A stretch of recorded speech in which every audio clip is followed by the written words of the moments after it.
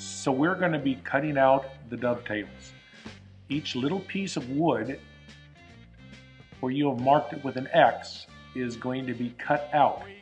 We won't cut right on the line. We're going to use the bandsaw or the scroll saw and cut close to the line, but not right on it, because we're going to be using a chisel to cut it out the rest of the way later.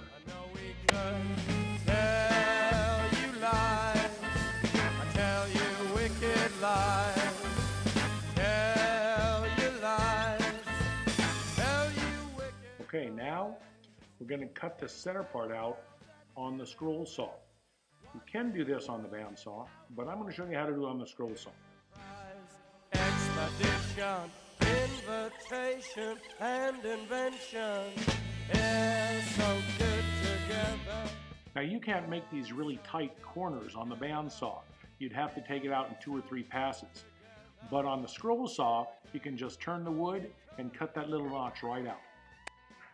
Now all we have to do is get out the chisel, take it over the workbench, and clean up those dovetail joints. When you're done, they need to be smooth and perfectly flat and perpendicular from the front face to the back face.